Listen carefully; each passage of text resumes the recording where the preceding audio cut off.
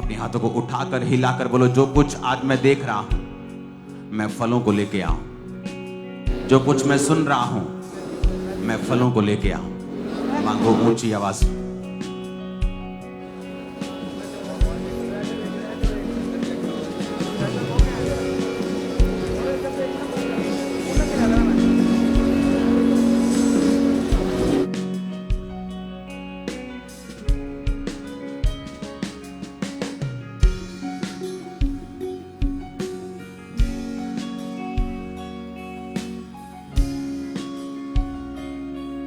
प्रभु यीशु मसीह के सामर्थी नाम में हम मांगते हैं। अपने लिए खुदाबंद की तारीफ करो जोर से। फुल नाइट वाला अभिषेक अभी तक जुम्बिश कर रहा है बॉडीज के ऊपर। खुदाबंद से कहो, परमेश्वर आज जो कुछ मैं सुनूंगा मैं उसे मानूंगा और मैं फलों को लेके आऊंगा।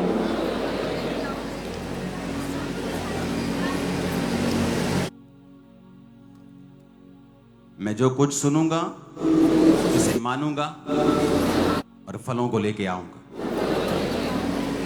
ऊंची आवाज से मांगो, अपने हाथों को उठा के।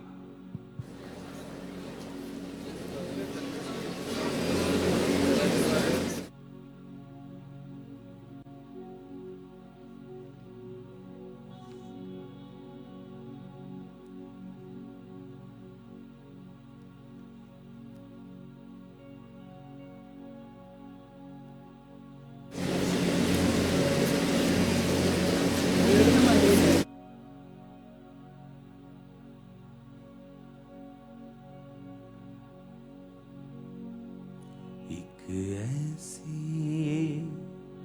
कृपा मुझ पे कर दे यीशु, तेरी नजरों से मैं देख सकूं, तेरी बातों को मैं सुन सकूं। एक ऐसी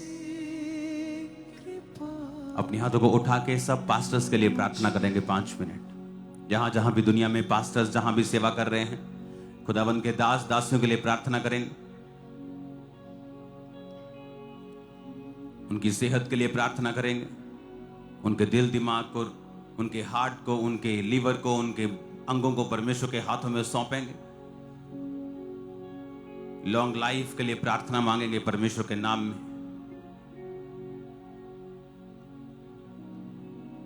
प्रभु यीशु मसीह के पवित्र नाम में हम मांगते हैं। आज जो वचन मैं आपके साथ शेयर कर रहा हूं, एक विश्वासी होने के नाते बहुत इंपॉर्टेंट है। वो वचन आपको समझना और उस वचन की वैल्यू को समझना। आवाज आ रही है पीछे सबको? लास्ट में आपको तो आ रही है। लास्ट में आवाज आ रही है? हाथ को हिलाओ अगर आ रही है। बिल्कुल लास्ट में।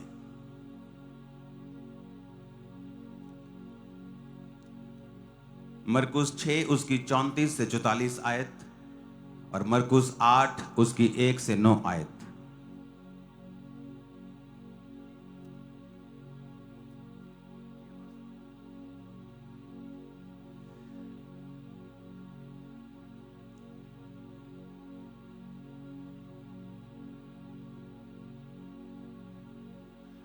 उसने उतरकर बड़ी भीड़ देखी और उन पर तरस खाया,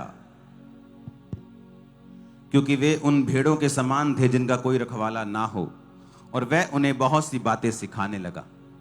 जब दिन बहुत ढल गया तो उसके चेले यीशु के पास आकर कहने लगे, यह सुनसान जगह है और दिन बहुत ढल गया है। इन्हें विदा कर कि वो चारों ओर के गांव और बस्तियों में जाकर अपने लिए कुछ खाने को मोल ले। यीशु मसीह ने अपने चेलों को उत्तर दिया, तुम ही इन्हें कुछ खाने को दो। उन्होंने कहा, क्या 100 दिनार की रोटियां हम मोल लें और उन्हें खिलाएं? प्रभु यीशु मसीह ने उनसे कहा, जाकर देखो तुम्हारे पास कितनी रोटियां हैं। उन्होंने मालूम करके कहा, 5 और 2 मछली। तब उसने उन्हें आज्ञा दी कि सबको हरी घास पर लाइन में बिठा दो, पांति पांति में बिठा दो। वे 100 50 करके लाइन में बैठ गए और उसने 5 रोटियों और 2 मछलियों को लिया और स्वर्ग की ओर देखकर परमेश्वर का धन्यवाद किया और रोटियां तोड़ तोड़ कर चेलों को देता गया कि वे लोगों को परोसें, और वो 2 मछलियां भी सब में बांट दी। वे सब खाकर तृप्त हो गए और उन्होंने टुकड़ों से 12 टोकरियां भरकर उठाई और कुछ मछलियों के भी टोकरे भरकर उठाए। जिन्होंने रोटियां खाई वो 5000 पुरुष थे।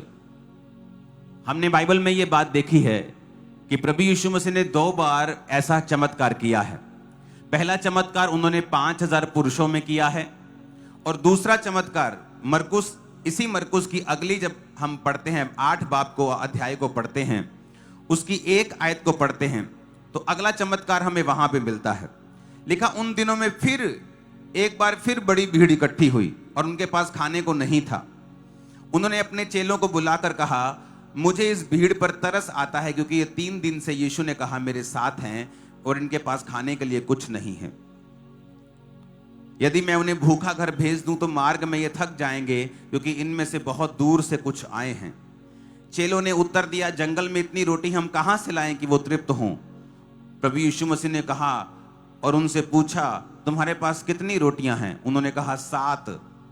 उन्होंने लोगों को भूमि पर बैठने की आज्ञा दी और 7 रोटियां ली और धन्यवाद करके तोड़ी और अपने चेलों को देता गया कि वे उनके आगे रखें, और उन्होंने लोगों के आगे रोटियों को परोस दिया। उनके पास थोड़ी सी छोटी मछलियां भी दी। उन्होंने धन्यवाद करके उन्हें भी लोगों के आगे रखने की आज्ञा दी। वे खाकर तृप्त हो गए और चेलों ने शेष टुकड़ों के 7 टोकरे भरकर उठाए, और लोग 4000 के लगभग थे। तब उसने उनको विदा किया। 2 बार हमें बाइबल में ये चमत्कार देखने को मिलता है, और हमें लगता है कि ये जस्ट एक इंफॉर्मेशन है हमारे लिए कि जीसस क्राइस्ट ने लंगर जो था वो इतना बढ़ा दिया था, उसे पकाने की जरूरत नहीं पड़ी, उसे मंगवाने की जरूरत नहीं पड़ी। वो 5 रोटियों और 2 मछलियों के साथ उसने 5000 पुरुष, और 7 रोटियां और छोटी छोटी थोड़ी सी मछलियों के साथ उसने 4000 पुरुषों को खाना खिलाया। लोगों को लगता है कि शायद ये एक चमत्कार है, जो कि है भी, और इस वजह से बाइबल में लिखा है कि प्रभु यीशु मसीह सब कुछ कर सकते हैं। लेकिन हमें यह बात समझने की भी जरूरत है कि परमेश्वर का एक एक चमत्कार कई मैसेजेस हमें देके जाता है। छेड़ना मत, ओके, किसी को। अगर एक चमत्कार के बारे में लिखा है तो वो सिर्फ उसी चीज के बारे में नहीं लिखा, उसमें कई सारे मैसेजेस हैं जो पवित्र आत्मा ने छुपाए होते हैं, और जब आप पवित्र आत्मा के साथ संगति करते हैं तो पवित्र आत्मा उन मैसेजेस को आप पर जाहिर करता है। और एक्चुअल में जब आप पर स्पिरिचुअल मैसेजेस जाहिर होना शुरू होते हैं, वचन की जो गहराई आप पर जाहिर होना शुरू होती है सामर्थ्य के साथ, तो आपको छुड़ाना शुरू करती है। आपके जीवन में नॉलेज और इंफॉर्मेशन बढ़ती है, और उसी इंफॉर्मेशन के कारण आप छुड़ाए जाते हैं। आज से 40 साल पहले जब किसी को टीबी होती थी तो मतलब मौत होती थी। किसी को टीबी हो गई तो मतलब कि मौत हो गई। आज से कुछ साल पहले कुछ बीमारियों का इलाज नहीं थे, लेकिन जैसे जैसे वैज्ञानिकों को उन इलाजों के बारे में मालूम होता गया, इंफॉर्मेशन कलेक्ट हुई, नॉलेज हुई, वो नॉलेज डिलीवरेंस का कारण बन गई। आज किसी को टीबी होती वो मरता नहीं। अगर एक शारीरिक नॉलेज डिलीवरेंस का कारण बन सकती है, तो सोचो जो आत्मिक नॉलेज है वो कितनी बड़ी डिलीवरेंस का कारण बन सकती है। वचन में इस प्रकार लिखा है, वचन में लिखा है जो शारीरिक कसरत है उससे कुछ हद तक लाभ होता है, पर आत्मिक कसरत सब बातों के लिए लाभदायक है। उसमें लिखा है कि अगर शारीरिक नॉलेज, कि डॉक्टर को एक शारीरिक नॉलेज हो जाती है, एक नई चीज वो इन्वेंट कर लेता है, खोज लेता है, तो उससे कितने लोगों की छुटकारे की वो काम कर देता है उसका। तो सोचो आत्मा में जब एक नॉलेज होती है तो वो कितने तरफ छुटकारा होता है। डॉक्टर ने अगर इन्वेंट किया तो शरीर का छुटकारा हुआ, आपकी वाइफ का छुटकारा नहीं हुआ, आपकी गरीबी का छुटकारा नहीं हुआ, बस वो बीमारी का छुटकारा हुआ। लेकिन बाइबल कहती है जो कोई आत्मा में इन्वेंट करेगा, आत्मा की बातों को समझेगा, आत्मा की बातों को खोजेगा, या जिस पर आत्मा की बातें जाहिर की जाएंगी, वो सिर्फ शरीर से ही नहीं, आत्मा से भी, फाइनेंस से भी, लाइफ से भी, मेंटल भी, सोशल भी, सब तरफ से वो छुटकारा पाएगा। आज जो वचन आप सुनने जा रहे हो ये चारों तरफ से आपको छुटकारे का कारण बना देगा। आप खुद भी छुटकारे का कारण होंगे और छुटकारा आपकी लाइफ में भी होगा। आमीन। मेरे को ऊंचे वाला चाहिए। अब यहां पर समझने वाली बात है, हम इस तरह से समझेंगे ताकि वचन हमें अच्छी तरह से हमारे पल्ले पड़ जाए।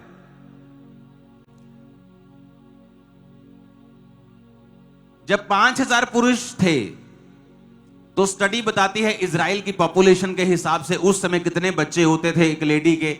अगर भीड़ में 100 बंदे हैं, 100 पुरुष हैं, तो कितने बच्चे हैं, कितने औरतें, कितने बुजुर्ग, सब कुछ मिला के कितने टोटल होते थे। तो स्टडी बताती है कि जब 5000 पुरुषों की बात हो रही है, वहां पर 20,000 टोटल लोग थे, औरतें और बच्चों को मिलाकर। 5000 पुरुष, औरतें, बच्चे मिलाए तो 20,000। जब परमेश्वर ने 4000 लोगों को खाना खिलाया तो वहां 16,000 पुरुष के करीब हम लगा के चलते हैं। ओके, अब पहला चमत्कार हुआ, 20,000 लोगों को खाना खिलाया। दूसरा चमत्कार हुआ तो 16,000 लोगों को खाना खिलाया। कितने, इतनी सी बात को समझे अभी तक? ओके, ये समझ गए। अब समझने वाली बात क्या है इसमें? समझ लो, ये वाला हिस्सा, इधर वाला चर्च का इधर वाला हिस्सा, ये 20,000 है। ओके, है तो बहुत, लेकिन 20 समझ लेते हैं कि ये 20,000 है, और जेंट्स वाला हिस्सा ये 16,000 है। जब परमेश्वर ने 5 रोटी और 2 मछलियों को देखा, उन्हें ब्लेस किया और 20,000 लोगों को खाना खिलाया, और जब 16,000 लोगों को देखा और उसके बाद 7 रोटियां थी और छोटी सी मछलियां थी, तो 16,000 लोगों को खाना खिलाया। लेकिन जब 20,000 लोगों को खाना खिलाया, कितनी टोकरियां बची? कितनी बची? ऊंची बोलो, 12। ये वाले तुमने खाया ना, 20,000 तुम हो, बोलो कितनी टोकरियां बची? ये वाले बोले, वो नहीं, तुम 16,000 वाले हो। 20,000 वाले बोलो कितनी टोकरियां बची? सुना नहीं, कितनी बची? कितनी बची? सुना नहीं मैंने, कितनी बची? 12। तुम्हारे पास कितनी बची? तुम्हारे पास कितनी बची? 7। कितनी बची? फिर से पढ़ो उसकी आयत को, 8 आयत को, मरकुस 8 उसकी 8। शेष टुकड़ों के 7 टोकरे। कितने टोकरे? कितने टोकरे बचे? 7 टोकरे। तुम्हारे पास कितने हैं? आपने कभी सोचा, जब कोई लंगर बनाता है तो वो बोलता है कि आज ना लोग ज्यादा आ गए थे तो लंगर कम बचा है। हमने बनाया तो बहुत था, लेकिन लोग ज्यादा हैं तो लंगर कम बचा है। लेकिन यहां रोटियां कम है, 5, लोग 20,000 हैं, खिलाने के बाद टोकरे कितने बचे? यहां लोग 16,000 हैं, रोटियां 7 हैं, खिलाने के बाद टोकरे कितने बचे? उल्टा नहीं हो रहा ये, यहां टोकरे 7 बचने चाहिए क्योंकि 20,000 लोगों को खाना खिलाया। यहां टोकरे 12 बचने चाहिए क्योंकि 16,000 लोगों को खाना खिलाया, कम लोगों को खाना खिलाया तो टोकरे ज्यादा बच गए जी। हमारे टोकरे कम है जी क्योंकि हमने ज्यादा लोगों को खाना खिलाया, लेकिन इनके टोकरे ज्यादा हैं और इनके कम हैं। समझने वाली बात है। इसमें कितने मैसेजेस हैं? एक बार परमेश्वर ने अपने दास को कहा, मैं तुझे बहुत बड़ी चर्च देना चाहता हूं और तुझे बहुत ब्लेस करना चाहता हूं। तेरी चर्च दुनिया में नंबर 1 होगी। और जब तक वो इस दुनिया में था, उसकी चर्च ने झंडे गाड़े हैं, देश बचाए हैं, नंबर 1 पे रहा है वो। आज भी उनकी चर्च नंबर 1 है। क्या सोचना पड़ेगा हमें कि परमेश्वर ने कहा, बेटा मैं तुझे देना चाहता हूं, तू लेने के लिए तैयार है? कहता हां प्रभु मैं तैयार हूं। उसने कहा फिर क्या तू अपनी 5 रोटियों और 2 मछलियों को मुझे देने के लिए भी तैयार है? कहता परमेश्वर मैं समझा नहीं। परमेश्वर ने कहा मैं तुझे फाइनेंशियली बढ़ा सकता हूं, लेकिन मैं किस चीज को बढ़ाऊं? इसलिए जब एलिया के पास वो औरत आई, अलीशा के पास, तो कहा कि मेरा पति मर गया है और मुझे कर्जा है और बच्चे ले जाएंगे मेरे, क्योंकि वो उनको लाइफ टाइम स्लेव बनाकर, बंधुआ मजदूर बनाकर ले जाएंगे। उसने कहा तेरे पास क्या है? उसने कहा थोड़ा सा तेल है। उसने कहा जा और पड़ोसियों के बर्तन मांग ले आ। अब परमेश्वर ने क्या, तेरे हाथ में क्या है? क्योंकि कोई लोग खाली हाथ लेके प्रभु के पास जाते हैं, प्रभु मुझे ब्लेस कर, और परमेश्वर देखता है और बोलता है किस चीज को ब्लेस करूं? तेरे खाली हाथ को ब्लेस करूं? प्रभु मुझे आशीष दे, किस चीज पर आशीष दूं? परमेश्वर ने कहा मैं इनको रोटियां खिलाना चाहता हूं, पर पहले ये पता करो कि तुम्हारे पास क्या है। उन्होंने कहा प्रभु हमारे पास 5 रोटियां हैं। परमेश्वर ने कहा ले आओ। 2 मछलियां ले आओ, मैं उस चीज पर फिर आशीष दूंगा और उसे बढ़ाऊंगा। उसको बात समझ में आ गई। उसने कहा प्रभु अब मेरी 5 रोटियां और 2 मछलियां क्या हैं? परमेश्वर ने कहा तेरा वो छोटा सा घर, तेरी 5 रोटियां और 2 मछलियां हैं। कहता हो, क्योंकि कोरियन संस्कृति में, अगर आप इधर चाइना वाली साइड, कोरिया वाली, जापान की साइड चले जाएंगे तो वहां पर शादियां नहीं होती बच्चों की जिनके पास अपना घर नहीं होता। अगर लड़के के पास अपना घर नहीं है तो बहुत बुरी बात इसे मानते हैं कि लड़के के पास अपना घर नहीं, तो लड़कियां देने के लिए लोग जल्दी तैयार नहीं होते। दुनिया में और भी, इंडिया में भी बहुत लोग इसे फॉलो करते हैं, लेकिन इतना ज्यादा नहीं। लेकिन उस संस्कृति में अगर आपके पास घर नहीं है तो यह बड़ा सेटबैक है आप लोगों के लिए। तो उसने कहा परमेश्वर घर दे दूं, एक ही घर, छोटा सा, वो भी मुझे अपनी पत्नी को बताना पड़ेगा। उसने पत्नी से बात की, कहती मुझे प्रभु ने कहा है कि अपना घर बेच दे और ये मुझे दे दे, और मैं उसको बढ़ा दूंगा और उन 5 रोटियों को मैं ब्लेस कर दूंगा और हजारों में कन्वर्ट कर दूंगा।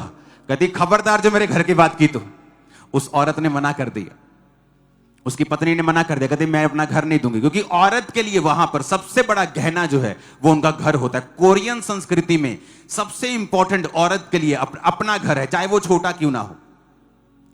तो जब उसने मना किया, वो प्रभु के पास गया, उसने कहा परमेश्वर मेरी वाइफ ने मना कर दिया, उसकी मर्जी के बिना मैं कैसे बेच सकता हूं। वो प्रभु से बात करता रहा। जब वो प्रभु से बात करता रहा, परमेश्वर ने उसकी वाइफ को बेचैन करना शुरू कर दिया।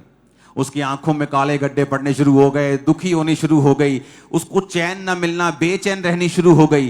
धीरे धीरे जब उसकी वाइफ भी आत्मिक थी, तो जब उसने समझा कि परमेश्वर की यह आवाज सचमुच प्रभु की आवाज है, तो मुझे आवाज को अपोज नहीं करना चाहिए, मुझे इसका विरोध नहीं करना चाहिए, तो उसने अपने पति को बुलाया। उसने कहा ठीक है, हम ये घर परमेश्वर को देने के लिए तैयार हैं। और जब उन्होंने परमेश्वर को वो घर दिया, और वो जो 5 रोटियों और 2 मछलियों की तरह, बाइबल में जो वचन लिखा है कि तू मुझे बीट नहीं कर सकता, तो मुझे हरा नहीं सकता बोने में, जैसे ही उन्होंने उस बीज को बोया, परमेश्वर ने रास्तों को खोला, और वो चर्च कब छोटी चर्च से पूरी दुनिया की नंबर 1 चर्च और उस देश की मेगा चर्च बन गई, पता ही नहीं चला सालों के अंदर। और अगर आज आप कोरिया में चले जाएंगे, दक्षिण कोरिया में, हर एक बड़ी चर्च के पास्टर की लाइफ में उस पास्टर की वजह से कोई ना कोई काम जरूर हुआ है। जो भी बड़ी चर्च खड़ी हुई है, उस बड़ी चर्च के पीछे आज भी उस पास्टर, जो बड़ी चर्च का जो अगुवा था, उसका प्रचार जरूर उनकी जीवन में कहीं ना कहीं काम किया है। पूरा देश आज मसीही है। आप उनकी पिक्चर्स देख लो, आप उनके ड्रामे देख लो, उसमें क्रिश्चियनिटी की आपको झलक आती है, चाहे कोई छोटा क्रिश्चियन है, चाहे कोई कम क्रिश्चियन है, कम स्पिरिचुअल है, लेकिन पूरे देश में आपको क्रिश्चियनिटी मिलेगी। क्यों? क्योंकि एक व्यक्ति ने परमेश्वर पर अपना विश्वास दिखाया। हालेलुया। अब परमेश्वर आपको ब्लेस करना चाहता है, लेकिन कैसे? प्रभु मुझे ब्लेस कर। किस चीज को ब्लेस करूं? तेरे खाली हाथ को ब्लेस करूं? तेरा खालीपन और बढ़ा दूं? बहुत से लोग मिस्टेक्स करते हैं जब हम इसकी वैल्यू को नहीं समझते। और आप देखो, जब 20,000 लोगों में ज्यादा दिया गया तो ज्यादा बचा। आप जितना ज्यादा देंगे उतना ज्यादा बचता है। ये बिब्लिकल सीक्रेट्स हैं। जब हम बीज की वैल्यू को नहीं समझते, होता क्या है, अगर आप एक पास्टर हैं तो आप कभी पब्लिक को खुश करने की कोशिश मत करें। कभी भी पीपल्स प्लीजर ना बने, लोगों को खुश करने की कोशिश ना करें। बाइबल जो कहती है उसे एग्जैक्ट बयान करें। लोगों को लगता है कि जब मैं कहूंगा ओ परमेश्वर को तुम्हारा पैसा नहीं चाहिए तो बड़ा कूल लगेगा, मैं बड़ा आत्मिक लगूंगा, बट ये टोटल ऊपर से नीचे तक रॉन्ग है। परमेश्वर को तुम्हारा पैसा नहीं चाहिए, ये रॉन्ग मैसेज है।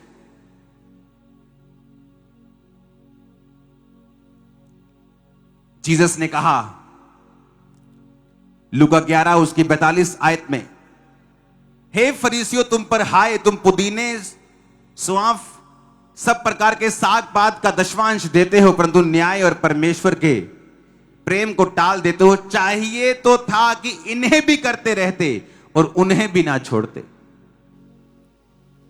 जीसस ने कहा तुम दशवांश तो देते हो, पर न्याय को, परमेश्वर के प्रेम को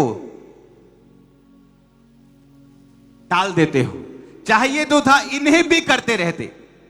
जीसस ने टाइट को सपोर्ट किया है।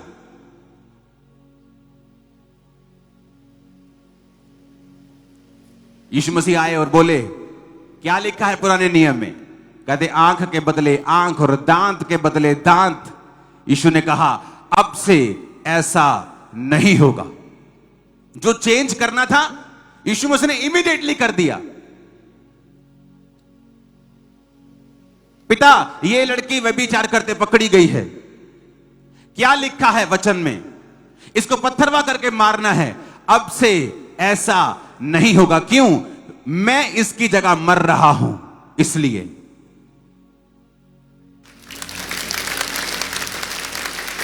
जीसस ने क्या कहा? फिर से पढ़ेंगे। कहता चाहिए तो था इन्हें भी करते रहते। अगर जीसस ने बोलना होता टाइथ नहीं देना तो जीसस बोलते नो, तुम टाइथ देते हो, खुदा को टाइथ नहीं चाहिए। पर जीसस ने कहा चाहिए तो था इन्हें भी करते रहते। टाइथ तो देते ही, पर न्याय को, दया को, प्रेम को भी ना छोड़ते। तो जीसस को कोई प्रेशर थोड़ी है। जीसस बोलते नहीं। जिस तरह जीसस ने बोला क्या कहा गया है? पिता ये कहा गया है, नहीं अब तुम अपने दुश्मनों से प्रेम करोगे। एकदम से बदल दिया। लेकिन जीसस ने कहा अच्छा करते हो, टाइट देते हो। पर आज जब हम लोगों को खुश करना चाहते हैं कि लोग हमें कूल समझें, आत्मिक समझें, हम ये बात समझ लें कि लोगों को खुश कर लो या परमेश्वर को खुश कर लो। इसलिए पौलुस कहता जो तुम टाइट देते हो, जो तुम तनख्वाह देते हो, जो तुम काम करते हो, वो मुझे नहीं मिलता, वो परमेश्वर के घर में जाता है। तुम्हारे पैसे से मैं तनख्वाह नहीं लेता हूं, वो सारा का सारा 100% सेवकाई में जाता है। इसीलिए मैं खुल के प्रीच कर सकता हूं कि जो सही है वो सही है। तुम कूल दिखने की कोशिश मत करो, क्योंकि वचन कहता है, जीसस ने कहा चाहिए था इन्हें भी ना छोड़ते और उन्हें भी करते रहते।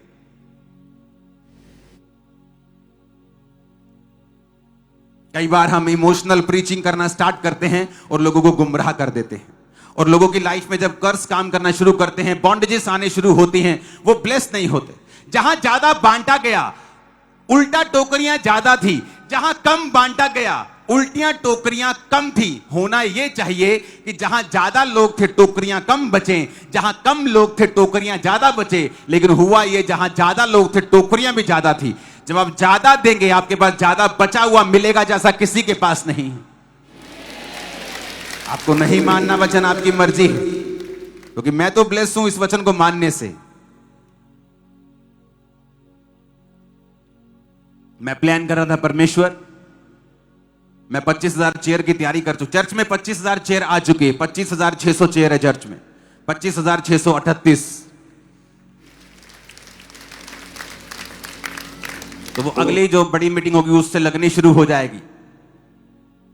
तो मैं प्रभु से कह रहा था, परमेश्वर मुझे 50,000 चेयर और ऐड, 25,000 चेयर और ऐड करनी है और मुझे 50,000 चेयर ऐड करनी। परमेश्वर ने कहा नहीं, मैं तुझे 10 लाख चेयर्स देने जा रहा हूं। ये बातें दिखने में, अगर सुनने में बड़ी आसान लगती हैं और लोग इसकी कामना करते हैं, पास्टर्स इसकी कामना करते हैं।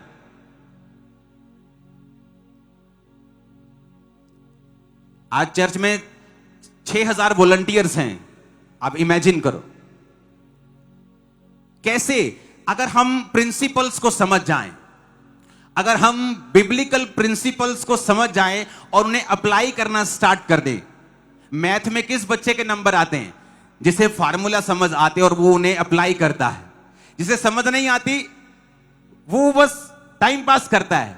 वही आत्मिक लोग हैं जिन्हें इस फार्मूला की समझ नहीं आई, वो इमोशनल बातें करते हैं। जिन्हें समझ आ गई वो अप्लाई करते हैं और अपने रिजल्ट से आपको जवाब देते हैं कि ये देखो रिजल्ट। कितने मेरी बात को समझ रहे हैं? अब हमें यह बात समझने की जरूरत है कि टाइप क्या है। क्या यह पुराने नियम का है? नहीं।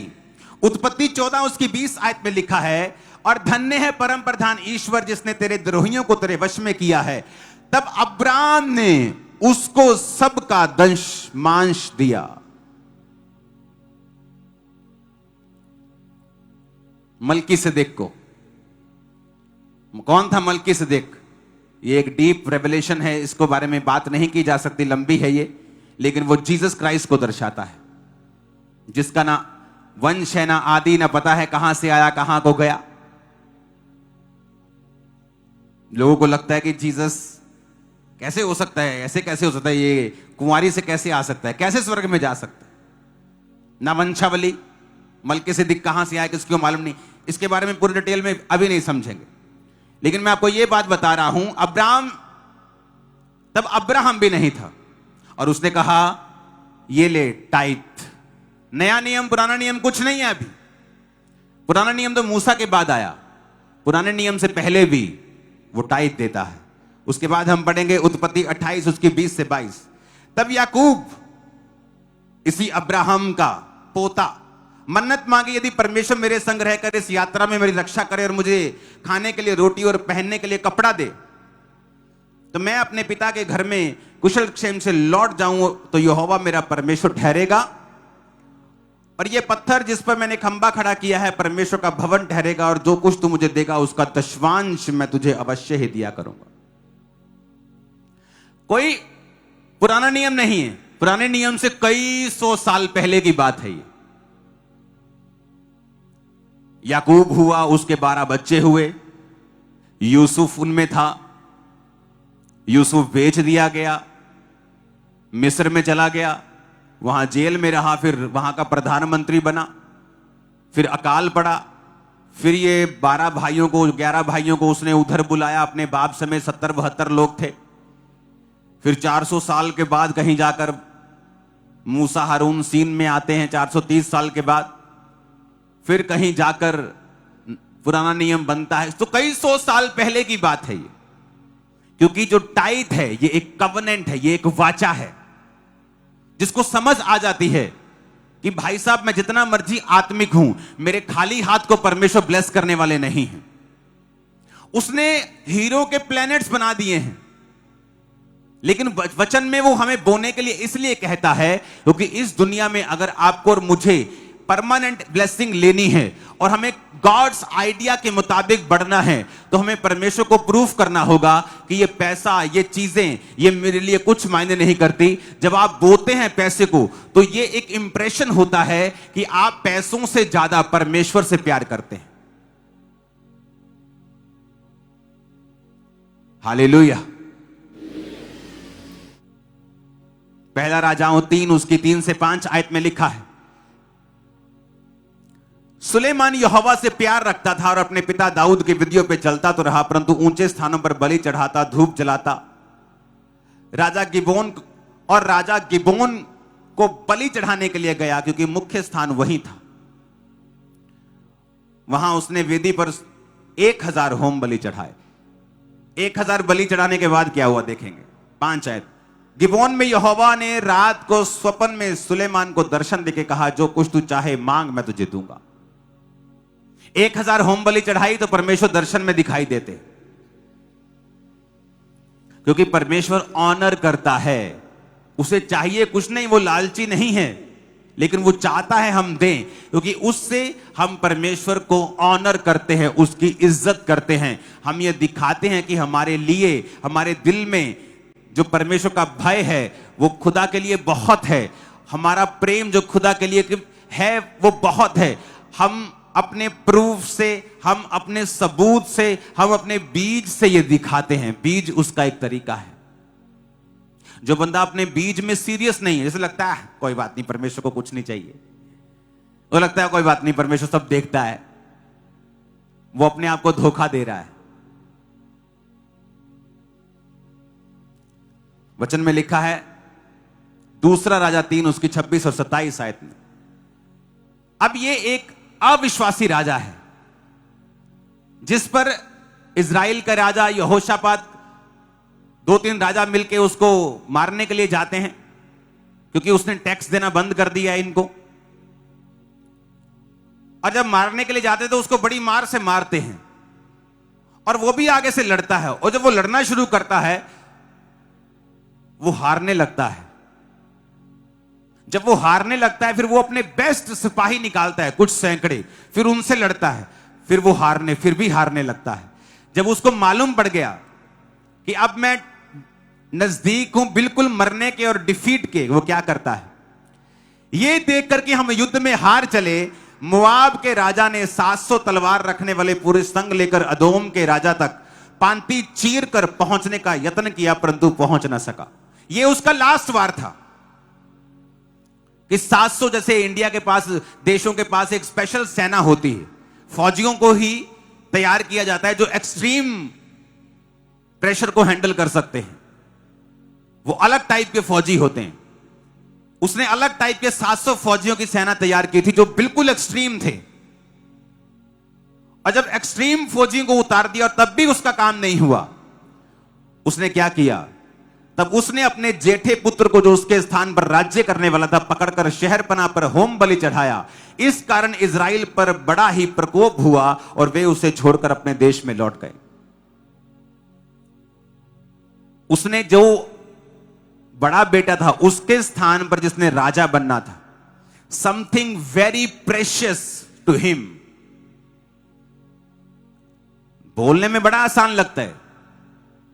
राजाओं के बच्चे जो होते थे उन्हें अलग प्रकार की विद्या दी जाती थी। उन्हें मालूम था इन्होंने क्या करना है, बड़े होकर राज्य करना है, तो बचपन से उनकी तैयारी होती है,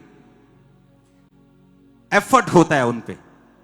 उनको बुद्धिमान बनाने के लिए शास्त्र विद्या, ये विद्या, पढ़ाई, हर तरह का ज्ञान, हर तरह की डिप्लोमेसी उन्हें सिखाई जाती है, इन्वेस्ट किया जाता है उन पे। और सबसे बड़ा बेटा, सबसे प्रिय, सबसे उत्तम उसने चढ़ा दिया। परमेश्वर को नहीं चढ़ाया, अपने देवता को चढ़ाया। और चढ़ाया अपने देवता को, लेकिन बाइबल कहती इजराइल पर बड़ा ही प्रकोप हुआ।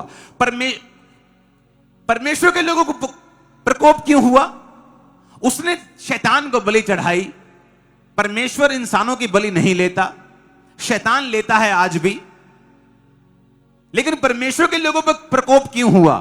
क्योंकि परमेश्वर नाराज हुआ कि एक व्यक्ति अपना सबसे प्रेशियस बीज अपने देवता को चढ़ा सकता है, और मेरे लोग जो मूर्ख हैं, जो ये समझते हैं कि परमेश्वर कुछ नहीं चाहता, और ये परमेश्वर के सामने खाली हाथ आ जाते हैं।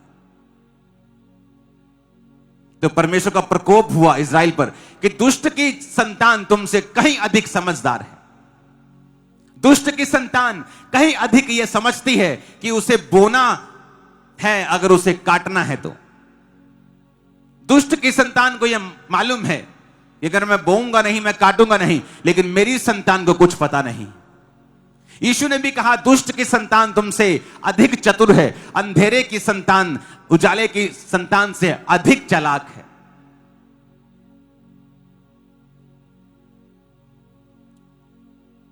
परमेश्वर यीशु मसीह ने एक बार बाइबल में एक चोर की प्रशंसा की। आप कहेंगे हैं वो तो खुद कहता है चोरी करना पाप है, लेकिन प्रशंसा कैसे की मैं आपको यह बताता हूं। उसने कहा एक बंदा, उसको नौकरी से निकाल दिया उसके मालिक ने, और वो जिस नौकरी पे था, जो लिखने वाली मुंशी की नौकरी था, उसने मालिक के देनदार बुलाए। ओए तूने मेरे मालिक का कितना देना है? 80, जा 50 लिख दे। मैं भी 50 लिख अपने बही खाते में लिखता हूं। 30 का फायदा करा दिया, किसी का 20 का फायदा करा दिया। यीशु ने कहा पता क्यों? कि जब वो नौकरी से निकाला जाए, भीख उससे मांगी नहीं जाएगी, लज्जा आएगी, और काम उसे मिलेगा नहीं, तो वो उन लोगों को जिनको उसने फेवर दिया है उनके पास जाएगा। हालांकि वो गलत है, उसका न्याय अंत के दिन में होगा, उसने चोरी की है, उस दुनिया में भी उसको न्याय उसको सहना पड़ेगा। जो चोरी करेगा उसके जीवन से भी बड़ी चीजें चोरी की जाए। लेकिन प्रभु ने कहा कि कुछ बात सीखने वाली भी है। उसकी प्रशंसा भी सीखने में क्या की कि तुम अधर्म के धन से उसने मित्र बना लिए, यानी उसको धन का इस्तेमाल करना आता है, पर मेरे लोग जो मूर्ख हैं उन्हें धन का इस्तेमाल करना नहीं आता। वो अपने धन से अपना फ्यूचर बना रहा है, पर मेरे लोगों को धन से फ्यूचर बनाना नहीं आता। मोस्टली आप दुनिया में देखोगे जो प्रेयर वॉरियर्स होते हैं, मोस्टली प्रेयर वॉरियर बड़े गरीब होते हैं, सारे नहीं होते। क्यों? क्योंकि कईयों को लगता है कि हम प्रार्थना कर रहे हैं 8 घंटे, हम ब्लेस हो जाएंगे। लेकिन ब्लेसिंग के लिए आपको बीज बोना पड़ता है, सामर्थ्य के लिए आपको प्रार्थना करनी पड़ती है। दोनों चीजें चाहिए। ऊंची आवाज में हालेलुया बोलो जरा। प्रेरितों के काम 4 उसके 36 और 37 आयत में लिखा है, यूसुफ नामक साइप्रस का एक लेवी था जिसका नाम प्रेरितों ने बरनबास रखा था। उसकी कुछ भूमि थी जिसे उसने बेचा और दाम के रुपए लाकर प्रेरितों के पांव पर रख दिए। अब यह बरनबास बाद में बना, पहले यूसुफ था। और भूमि बेची, जिस तरह सब कलीसिया कर रही थी, बीजों को ला रही थी, प्रेरितों के पांव पर रखती थी, काम बढ़ रहे थे, लोग बढ़ रहे थे, हजारों बपतिस्मे ले रहे थे, हर जगह सुसमाचार का प्रचार हो रहा था। उसके बीज ने उसको एक आम विश्वासी से प्रेरित बना दिया था। आपका बीज क्या करता है? आपकी कॉलिंग की तरफ आपको धकेलता है। आपकी कॉलिंग, खुदावंद ने चाहा है आप दुनिया में डॉक्टर भी बने, आप मेरा सुसमाचार प्रचार भी करें। आपकी कॉलिंग एक इंजीनियर की है, आपकी कॉलिंग एक बिजनेसमैन की है, आपकी कॉलिंग एक अच्छे जॉब लेने की है, आपकी कॉलिंग एक फाइनेंशियल ब्लेस होने की है। तो आपका बीज क्या करता है? कौन सा बीज? जो आपको हिलाता है, आपको डिस्कंफर्ट में लेके, जो बीज देने पर दुख महसूस हो, थोड़ा सा कवर करने में समय लगे। ऐसा बीज नहीं मैं अपने पॉकेट निकालूं, देखूं 10 नोट पड़े, मैं 1 नोट निकालूं तो मुझे कोई फर्क नहीं पड़ता। लेकिन वचन कहता है ऐसा बीज अगर मैं निकालूं, 10 में से 8 नोट ही निकाल दूं, तो मुझे वो 8 भरने में समय लगेगा, थोड़ा एफर्ट लगेगा, थोड़ा पेन होगी। वही बीज है जो रियल में हमें ब्लेस करता है, बढ़ाता है, हमारी हदों को बढ़ाता है, हमारी कॉलिंग की ओर हमें लेके जाता है, बुलाहट के करीब करता है। हालेलुया। लेकिन हम वो ना सुने जो हमारी कानों की खुजली को ठीक करे, हम वो सुने जो परमेश्वर हमें सुनाना चाहते हैं। हम ऐसे बीजों को बोएं जिसे परमेश्वर देखें कि वाकई इसने अपनी औकात से बाहर बोया, इसने अपनी हैसियत से बाहर बोया, और ये अपनी हैसियत से परे जाएगा।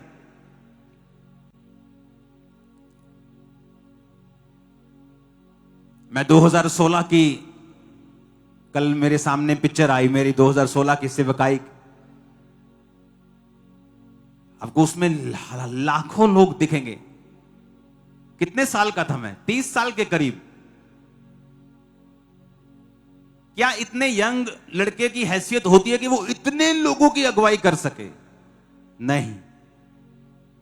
लोगों को लगता था कि पहले हम जब बूढ़े हो जाएंगे 55, 60, 70, फिर इतने लोगों को संभाल पाएंगे, एक्सपीरियंस हो जाएगा। लोग बोलते हैं हाँ मैं 70 साल का हूं, बड़े बहुत बुद्धि आ गई है। लेकिन सुलेमान तो यंग था, उसको बुद्धि आ गई थी। हैसियत से परे मिलता है जब आप हैसियत से परे बोते हैं। मैं 30 साल का था और इतनी बड़ी चर्च की अगुवाई कर रहा था, लाखों लोग थे। मैं 2016 की पिक्चर्स आपको दिखाऊंगा। आपको हैसियत से परे मिलता है। सुलेमान की बुद्धि बूढ़ों की बुद्धि से ज्यादा थी। बूढ़े उसके सामने बैठकर सीखते थे। क्यों? अपनी हैसियत से परे बीजों को बोना। और हम बोलते हैं परमेश्वर को बीज नहीं चाहिए। हम लोगों को खुश ना करें, कूल बनने की कोशिश ना करें। जीसस ने कहा, फिर से पढ़ेंगे जीसस के वचन को, कि इन्हें भी करते रहते और उन्हें भी ना छोड़ते। टाइट अब्राहम से, पुराने नियम से पहले, यानी जो व्यवस्था उससे पहले, व्यवस्था में भी, जीसस के आने के बाद भी और अब भी, क्योंकि ये एक वाचा है, ये एक वाचा है, ये एक कवनेंट है, ये एक परमेश्वर के साथ हमारा एक।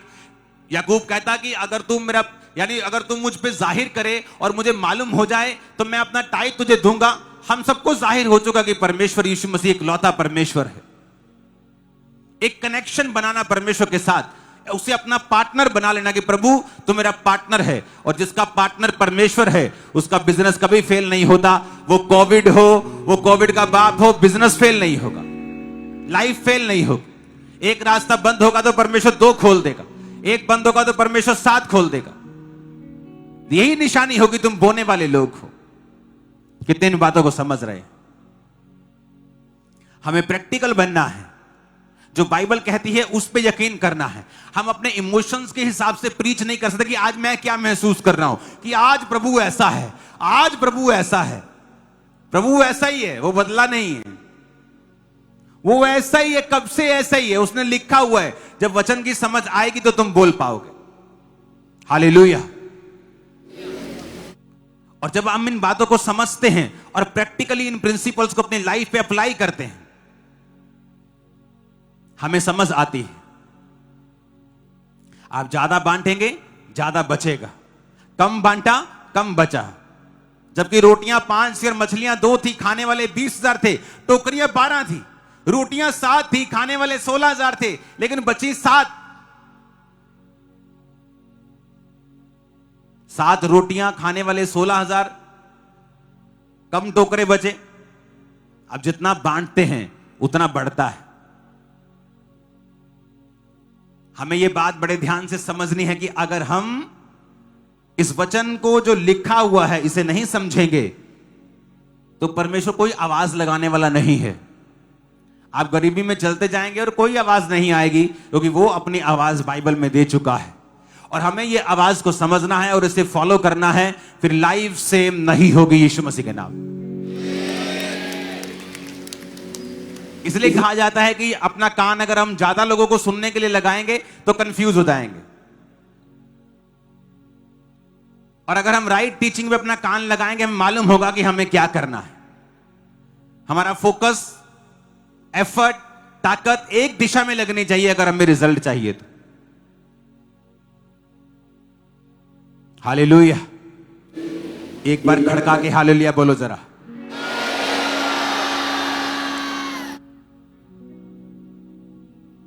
एक अन्य जाति राजा ऐसे बीज की अहमियत को समझता है जो उसको सबसे ज्यादा इंपॉर्टेंट है, पेनफुल है, सबसे ज्यादा प्यारी चीज उसने बो दी। हर बंदा चाहता है बड़ी चर्च हो, मेरी भी बड़ी चर्च हो, लेकिन उन 5 रोटियों और 2 मछलियों को देना नहीं चाहता। हर बंदा मेरा बिजनेस हो, मैं भी झंडे काट दूं, मैं भी फॉरेन में जाऊं, मैं भी अपनी फाइनेंशियल लाइफ में सेट हो जाऊं, लेकिन अपनी 5 रोटियां और 2 मछलियों को देना नहीं चाहता, क्योंकि उसे यीशु के भरोसा नहीं कि अगर वो 5 रोटियां और 2 मछलियां दे देगा वो खुद क्या खाएगा।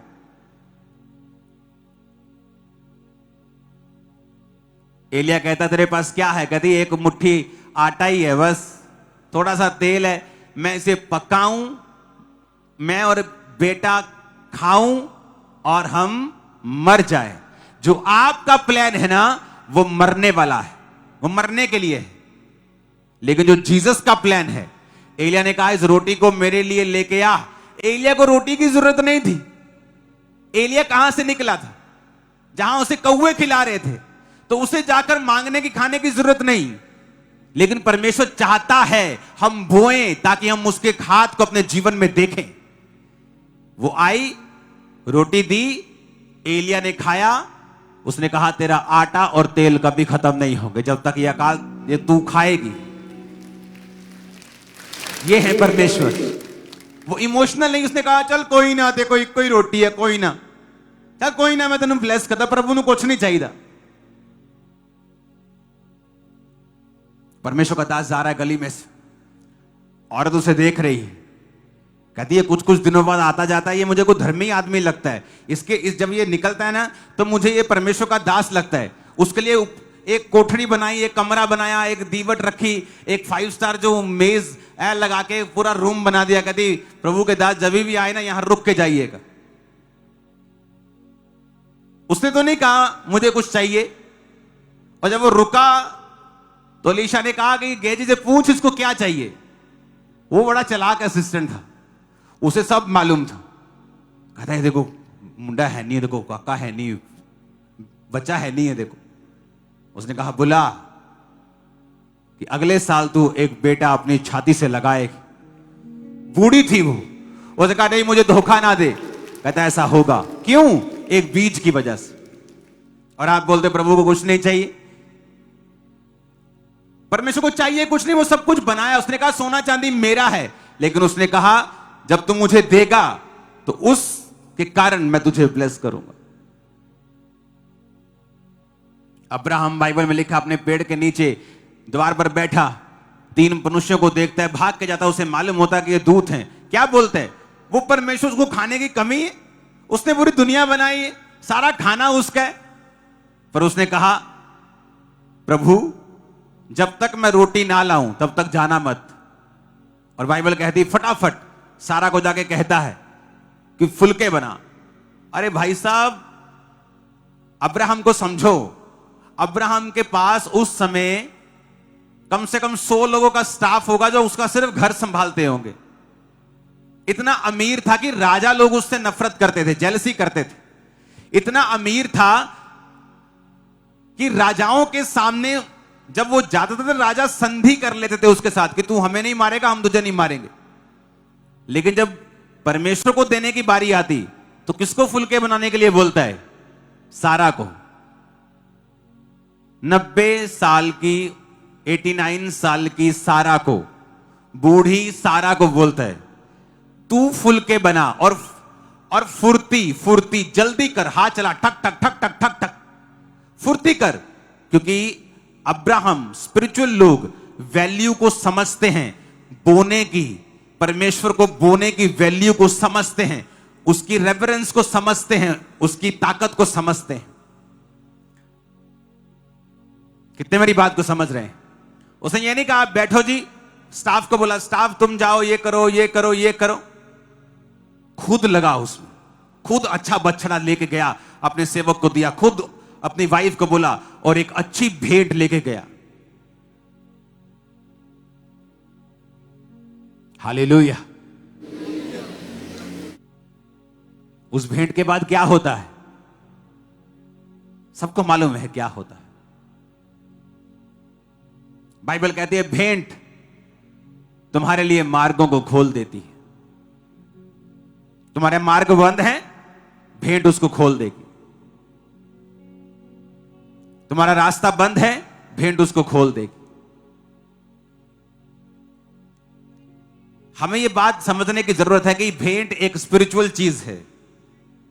कोई शक नहीं उससे चर्च के काम पूरे होते हैं, लेकिन यह एक आत्मिक चीज है और आत्मिक रीति के साथ आपकी लाइफ में यह काम करती है।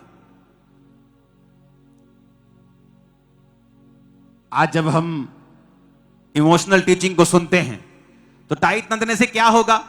आपकी टांग टूटने वाली नहीं है, लेकिन सबसे बड़ा नुकसान आपके आइडियाज का है जो परमेश्वर आपको देने बंद कर देगा। वो रास्ते जो परमेश्वर खोलता है स्पिरिट के जरिए, वो नहीं खुलते, क्योंकि ये एक वाचा है, ये व्यवस्था नहीं है। अगर ये व्यवस्था होती तो हम तब भी यीशु मसीह को देखते कि यीशु मसीह ने इस व्यवस्था के बारे में क्या लिखा है। अगर कोड़े मारकर मारने की व्यवस्था थी, जीसस ने चेंज कर दी। लहू बहाने के लिए चेंज कर दिया, आंख के बदले आंख थी, चेंज कर दिया। पर व्यभिचार वाली को चेंज नहीं किया, उसको और सख्त कर दिया। माता पिता की आज्ञा कर चेंज नहीं किया, सख्त कर दिया। चोरी को चेंज नहीं किया। हमें फिर देखना पड़ता कि परमेश्वर ने क्या किया। लेकिन जीसस ने कहा अच्छा होता इन्हें भी करते रहते और उन्हें भी ना छोड़ते। जीसस ने टाइट के सिस्टम को चेंज नहीं किया, क्योंकि यह व्यवस्था का विषय नहीं था। यह परमेश्वर के साथ एक कवेनेंट का विषय है, एक वाचा, एक पार्टनरशिप। ऊंची आवाज में हालेलुया बोल के शैतान को हराओ आत्मा में। 7 बार बोलो हालेलुया ऊंची आवाज में।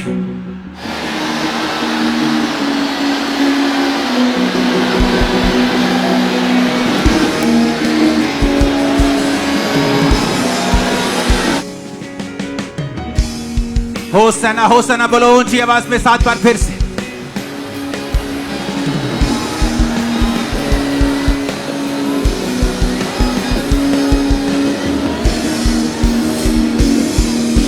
Hallelujah, hallelujah. कितने आज का वचन समझ रहे हैं? इंपॉर्टेंट है ये बहुत।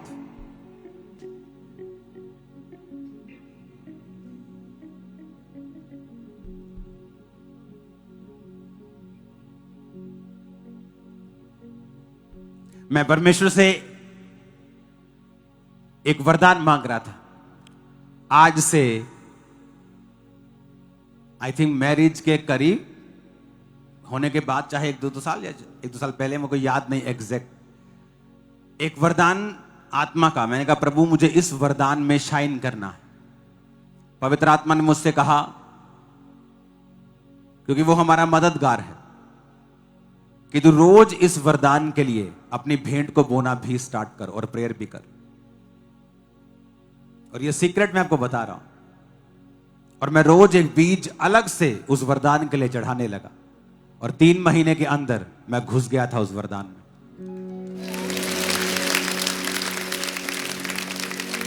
ये सिर्फ प्रेयर का मसला नहीं था कि आप प्रभु को बताते हो कि you are in with everything.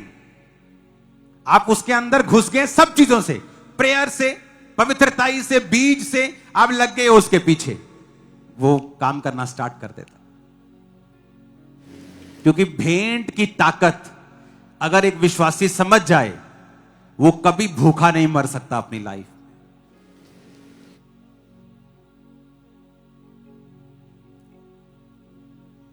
मन्नत की ताकत है बाइबल में। लोगों ने मन्नतें मांगी, अगर प्रभु मेरा ये काम करे, मैं ये मन्नत मांगता हूं। उनके काम हुए हैं, बिना मन्नत के कभी नहीं होते। अफ्रीका में एक कहावत है कि जब वो प्रभु से काम नहीं है तो मन्नत मांगते, प्रभु मैं पहली सैलरी पूरी तुझे दूंगा, झट रास्ते खुलते। मन्नत की ताकत। लेकिन आज हमें इमोशनल नहीं, स्पिरिचुअल बनना है। अपने हिसाब से अंदाजा नहीं लगाना कि आज मैं प्रभु के लिए क्या फील कर रहा हूं। आज वो दयालु है, आज वो मारने वाला है। नो नो नो, वो एक सा है। मेरी फीलिंग के हिसाब से मैं प्रीच नहीं करूं, मैं प्रीच करूं जो बाइबल एग्जैक्ट उस विषय में कहती है, स्क्रिप्चर्स के साथ, आत्मा की उस अगुवाई के साथ जो मैं आपको बता रहा हूं। ये मेरी लाइफ में काम किया है।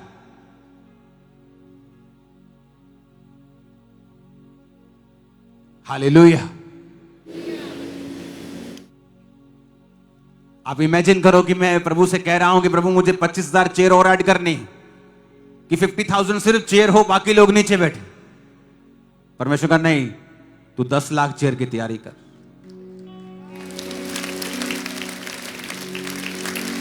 ये पॉसिबल है अगर आप उसके प्रिंसिपल्स को समझ जाएं। कितनों को समझ आ रही है आज का वचन? कई बार जरूरी है कि मैं आपको वचन में डीप शिक्षा में लेके जाऊं, ताकि आपको यह बात क्लियर हो कि ये भेंट एक हथियार है, एक जरिया है हैसियत से बाहर ब्लेसिंग लेने का, वो जो जगह डिजर्व नहीं करते उसमें घुसने का, टाइम से पहले आशीषित होने का।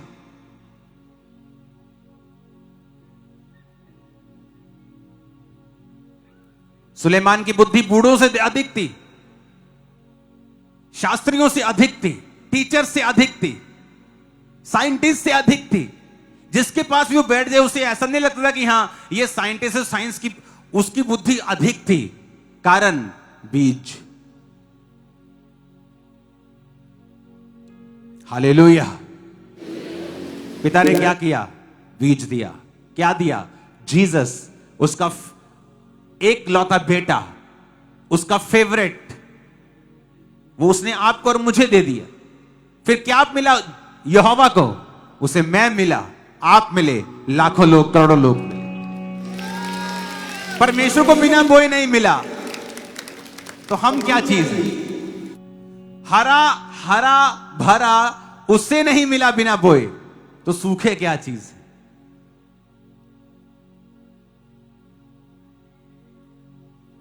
परमेश्वर दे लवे एकदा। नो, वो ये भी देखता तुम्हारे हाथ में क्या है। जीसस बैठे हुए सब धनवानों को पैसा डालते देखा और विधवा को भी डालते देखा। जीसस ने कहा ठीक है, सबने अपने धन की बढ़ती में से डाला है, लेकिन इस औरत ने अपनी घटती में से डाला है।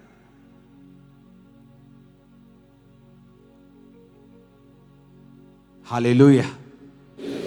वो आज भी देखते हैं हमें। हमें लगता है हमें कोई देख नहीं रहा, लेकिन वो देख रहा है।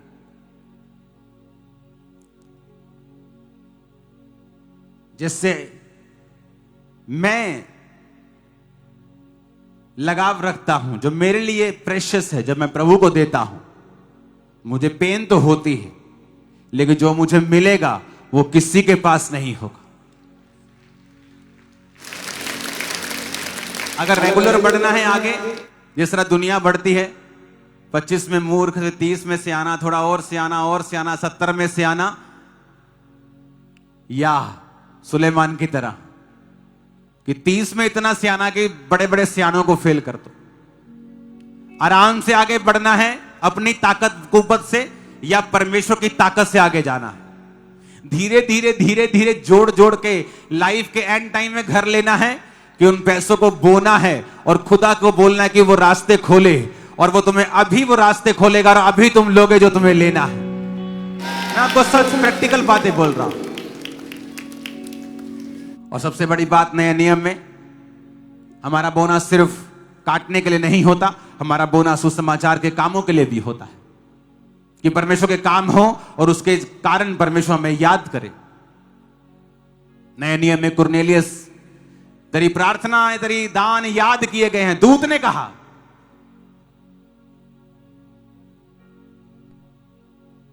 क्योंकि दूत अगर दानों के बारे में परमेश्वर चिंता ना करे, दूत कहता तेरी प्रेयर याद की गई है, तू धर्मी है, तू याद की। परमेश्वर उसने कहा तेरी प्रार्थना और तेरे दान याद किए गए हैं।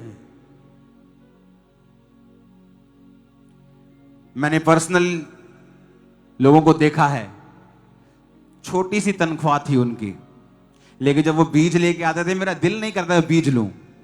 मैंने कहा यार इसकी तनख्वाह इतनी है छोटी सी, ये इतना बड़ा बीज लेके आ रहा है। लेकिन अब जब आप 2 साल 3 साल बाद देखते हैं, उनके पास वो है जो उनकी तनख्वाह कभी नहीं कर सकती थी। हालेलुया। कभी नहीं कर सकती थी। उनको भी पता है ये बीज की पावर है। आप जमीन में बीज को बोते हैं, आपको कभी भी सेंस से आप नहीं सोच सकते कि ये इतना बड़ा पेड़ बन जाएगा। आप किसी बच्चे को बोलोगे कि ये बेटा जो ये है ना बीज, यही वो पेड़ है जो ऐसा बन जाएगा, बच्चा बोलेगा ऐसा कभी नहीं हो सकता। जो आत्मिक रूप से बच्चे हैं वही बीज की पावर को नहीं समझते कि ये बड़ा पेड़ बन जाता है। वही सोचते हैं कि नहीं ऐसा नहीं होता। कोई आत्मिकता बीज के बिना पूरी नहीं होती। पुराने नियम में परमेश्वर कहता है तुम्हें होम बलि चढ़ानी है, मुझसे मेल मिलाप करना है, भेड़ लेके आओ। पाप बलि चढ़ानी, पाप हो गया, माफी मांगनी है, भेड़ लेके आओ। आज हम माफी कैसे मांगते? प्रभु मैंने माफ कर दे, चलो जी खत्म। लेकिन जब आपको गलती हो, परमेश्वर को उस बीजों के साथ जाके माफी मांगे। कुछ चाहिए, बीजों के साथ जाएं। आपका बीज एक एक्सप्रेशन है आपका, कि आप प्रभु की जो हौंद है, जो उसका उपस्थिति है, उसको आप रिकॉग्नाइज करते हैं, पहचानते हैं, और आप उसके सामने जाते हैं ये समझते हुए कि वो आपकी लाइफ को बदल सकता है, वो आपके बीजों को फल दे सकता है, आपकी लाइफ को पूरी तरह से टर्न अराउंड कर सकता है। और आप उस पवित्रताई प्रार्थना और बीजों से भी परमेश्वर के सामने जाते हैं। हालेलुया। ऊंची आवाज में हालेलुया। अपने हाथों को उठाओ, थैंक यू जीसस बोलो। अपने बीजों को उठाओ, आज स्पेशल सीड के दिन।